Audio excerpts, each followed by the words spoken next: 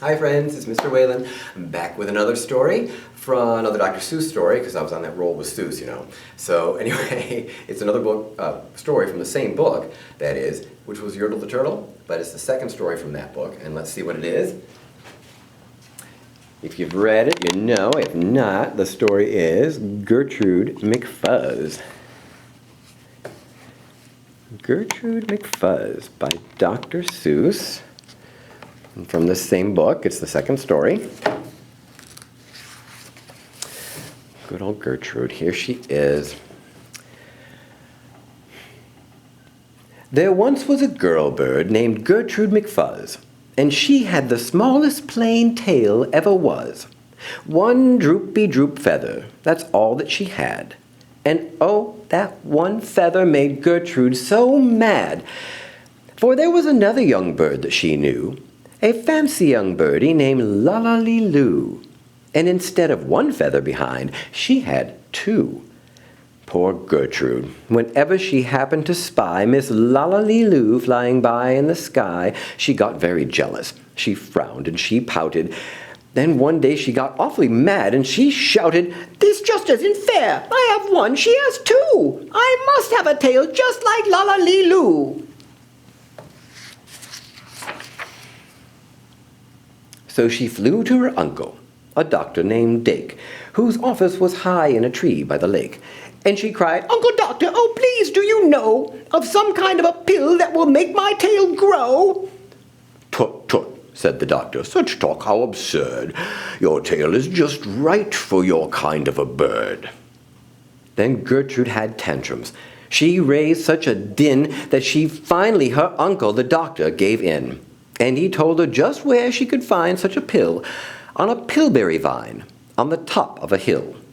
"Oh, thank you," chirped Gertrude McFuzz, and she flew right straight to the hill where the pillberry grew. Yes, there was the vine, and as soon as she saw it, she plucked off a berry. She started to gnaw it. It tasted just awful, almost made her sick, but she wanted that tail, so she swallowed it quick. Then she felt something happen. She felt a small twitch, as if she'd been tapped down behind by a switch. And Gertrude looked round. Then she cheered. It was true! 2 feathers, exactly like Lala-Lee-Loo. Then she got an idea. Now I know what I'll do. I'll grow a tail better than Lala-Lee-Loo. These pills that grow feathers are working just fine. So she nibbled another one off of the vine.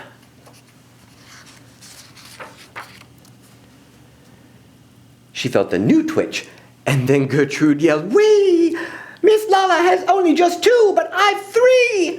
When Lala-Lee-Loo sees this beautiful stuff, she'll fall right down flat on her face, sure enough. I'll show her who's pretty, I certainly will. Well, I'll make my tail even prettier still." She snatched at those berries that grew on that vine. She gobbled down 4, 5, 6, 7, 8, 9. And she didn't stop eating. Young Gertrude McFuzz, till she'd eaten 3 dozen. That's all that there was. Then the feathers popped out. With a zang, with a zing, they blossomed like flowers that bloom in the spring. All fit for a queen, what a sight to behold! They sparkled like diamonds and gumdrops and gold, like silk, like spaghetti, like satin, like lace. They burst out like rockets all over the place. They waved in the air and they swished in the breeze, and some were as long as the branches of trees. And still they kept growing. They popped until long about sundown, when finally they stopped.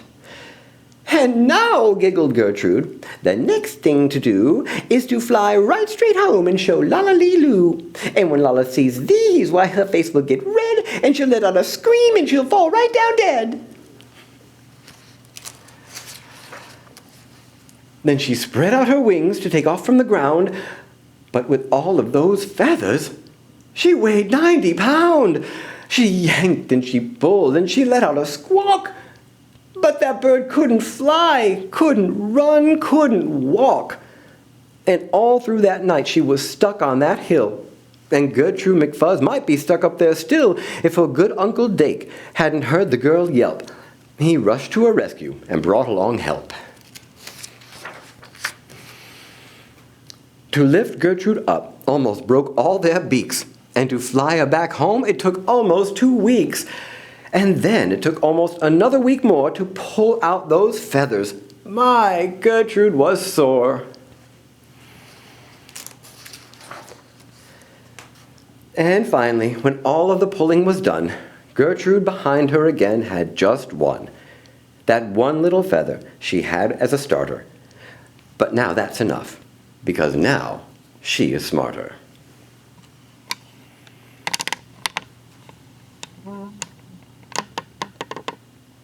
Yeah.